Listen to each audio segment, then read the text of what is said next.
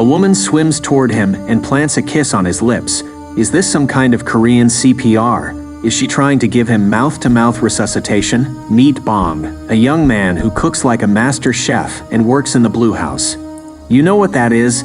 That's the official home of the South Korean Prime Minister. Bong is told to cook a boneless fish dish for the Chinese ambassador, who is allergic to fish bones. So he gets to work and serves up a delicious dish. But oh no, there's a hook in the fish. It's a disaster, and guards are searching for Bong everywhere. The police arrive at Bong's apartment, and he tries to escape through the balcony like some action movie hero, but ends up plunging into a swimming pool below, smacking his head on the bottom. Ouch, but wait, what's this? A woman swims toward him and plants a kiss on his lips. Is this some kind of Korean CPR? Is she trying to give him mouth-to-mouth resuscitation? Anyway, Bong wakes up in a strange bed in a strange room, and let me tell you, it's not just any strange bed, it's a strange lady bed, and Bong looks in the mirror. He's a woman now. It's like a surprise party, but without the balloons and cake. Suddenly, he sneaks out of the room, trying to figure out what the heck is going on. But hold on tight, because outside there are dozens of women bowing to him and calling him Your Highness. Talk about being treated like royalty. Bong must have hit the jackpot. But then Bong starts feeling a bit chilly down there. And what does he find out? He's lost his banana. Not the fruit, you know what I mean. Imagine the shock and horror. At first, Bong thinks he's been kidnapped and forced to undergo a sex change operation. But nope, it turns out he's time-traveled all the way back to the Joseon dynasty in 1851. And to make matters worse, he's stuck in the body of a royal ward named Kim So-young. Bong also discovers that Kim is scheduled to marry the king and become queen in just a few days. Then the maid tells him that Kim's body was found floating in the lake after some unknown accident. Wah, scary stuff. But luckily the guards found her and brought her back to the palace. Bong then gets this idea that their spirits must have switched, like swap bodies, like in those kung fu movies. So he thinks the ticket back home is the lake, of all places. Bong asks the maid to bring him to the lake, thinking he can jump in and magically return to the present. But her jumping plan takes a funny turn when she lands on muddy ground. Turns out, the Grand Queen ordered the palace servants to drain the lake overnight to avoid more people falling in. Heartbreaking news for Bong, right? But Bong still believes water is the answer, so she starts trying to submerge herself in any water source she can find. She's so desperate that she even tries to stick her head in a pail of water used for cleaning floors. Who needs a spa day when you can have a mop water facial? Few days later, the wedding day comes. Bong is clueless about dynasty customs, but with the help of her handmaids, she manages to complete all the wedding rites. That night, Bong, now the queen, is invited to sleep with the king in his chambers. Bong is horrified by the thought and quickly offers the king some alcohol, hoping he'll pass out. Luckily, the king drinks too much and sleeps like a pig. Phew, Bong can breathe again. The next day, Bong wakes up with a hangover and is offered some disgusting soggy food. She asks the royal chef to cook ramen instead, but the chef doesn't know what that is. He's like, what is this? How to cook? But still, he tries his best to make this foreign meal based on Bong's instructions. So the chef keeps trying to make the dish, but Bong, she's just not satisfied. The first dish is too healthy, like eating broccoli without any MSG, and the next one's too bland and spicy. Poor chef gets so upset, he gives up and tells Bong to cook it herself. Bong, remembering her culinary techniques, steps into the kitchen. Her maid is worried, thinking, oh no, the queen hasn't cooked since childhood. This is gonna be a hot mess. But surprise, Bong picks up that knife and starts cutting those vegetables with high speed and precision like a ninja. The kitchen staff's jaws drop to the floor. Bong takes that perfect dish back to her chambers and enjoys it with her right-hand maid. Meanwhile, the jealous royal chef can't handle the fact that Bong's cooking is better than his. He says the food just looks good but doesn't taste nice. To test his theory, the royal chef tries the leftovers in the pot. But as soon as he takes a bite, his spoon drops in shock. The taste is so good he's speechless. That's right, the queen knows how to cook. After this tasty encounter, Bong gets an idea. She realizes she can win over the royal family with her culinary skills. If she pleases the Grand Queen with some delicious food, maybe she'll agree to refill the lake. Imagine trading food for water, who knew? time for Bong's master plan. But the jealous royal chef tries to assert his authority, and he tries to stop her from inspecting the food prepared for the Grand Queen. It's like he's guarding the kitchen like a dragon guards its treasure.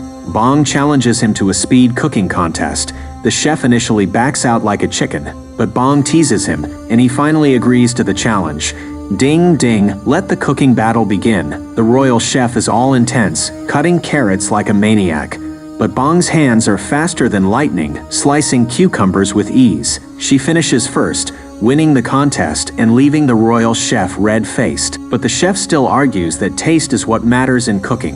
Bong confidently suggests the royal cuisine inspector taste both dishes to decide. And guess what? The inspector falls in love with Bong's cuisine, declared the winner, and now she's in charge of the royal kitchen. Then, Bong analyzes the Grand Queen's meals and figures out she's a picky eater due to toothache. So, she decides to make a soft, textured meal. Time for some potato porridge. Bong pours milk into the pot, adds the right ingredients, and tastes the mixture like a pro. Then the potatoes go in, and she serves the dinner with flour toppings for that fancy touch. But the dish arrives cold, and the perfectly mashed potatoes turn into lumpy disasters. It's like a chili surprise party gone wrong. Presentation got a bit messy too. Oops, but fear not. Bong has a bright idea. She sews a cloth, and her maid delivers it to the royal engineers with instructions. They build a special food delivery carriage insulated by the cloth to keep the meals hot and tasty. It's like a magic food transporter. Bong prepares delicious meals, and voila! The Grand Queen receives the delicious meal and enjoys them hot and fresh. No leftovers, nothing. That's how you know it's good. The invention is a success, and a few days later, the king throws a huge banquet and invites delegates from all over the country. The queen and her handmaids decide to make a dish with potatoes. Bong gets creative and starts peeling and wrapping the potatoes around sticks, and then deep fries them, crispy and crunchy. At first, the guests are a bit disappointed, thinking they deserve something classier at a royal banquet. But once they taste these unique potato creations, their eyes light up like they've won the lottery. Now, on to Bong's next creation. She faces a challenge because there's no meat in the kitchen. But she's a genius. She uses beans to make a veggie burger and adds some tomato relish on the side. She calls it the McDonald's, inspired by the modern McDonald's. And guess what? The guests go wild for it. They savor every bite of this mouth-watering veggie delight. For dessert, Bong brings out a classic jelly but with a twist. She writes special messages on the jelly sticks and calls them fortune jelly. After enjoying their jelly, the guests get to read their fortunes. It's like a fortune cookie, but in jelly form. The banquet turns out to be a massive success, thanks to Bong's amazing cooking skills. Even the Grand Queen, who attended the event, is impressed. She's so impressed that she grants Bong a request. And you know what Bong asks for? She boldly asks to have the lake refilled. The Grand Queen agrees and orders the servants to start refilling the lake. But God, it's the 19th century and they don't have fancy machines, so the poor servants have to transport water manually with wooden buckets.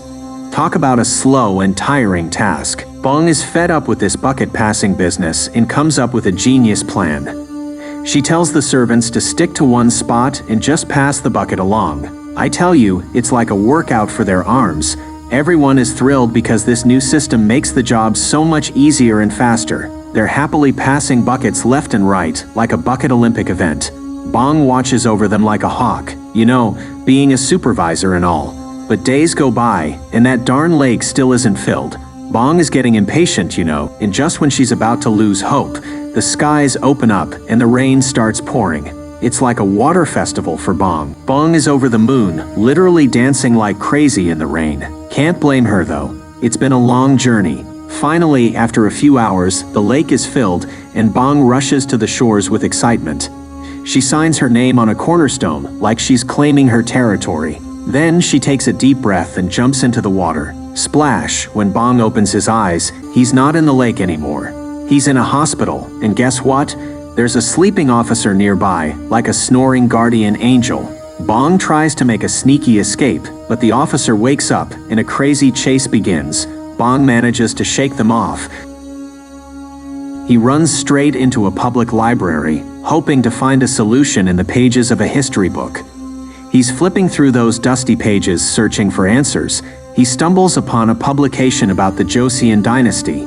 He's like, wow, I'm a part of history now. Suddenly, the chasing officers barge in. But wait, they're not there to arrest him, exposing a corrupt, high-ranking official. The police are there to protect him, not chase him. Bong's mind is blown, and he quickly searches the web for confirmation. History has been rewritten. The movie ends with Bong standing on the street, delivering a positive message about how one small change in the past can have a huge impact on the future. Leave your thoughts in the comments below. And if you enjoyed the video, please like and subscribe to our channel for more movie recaps. See you next time.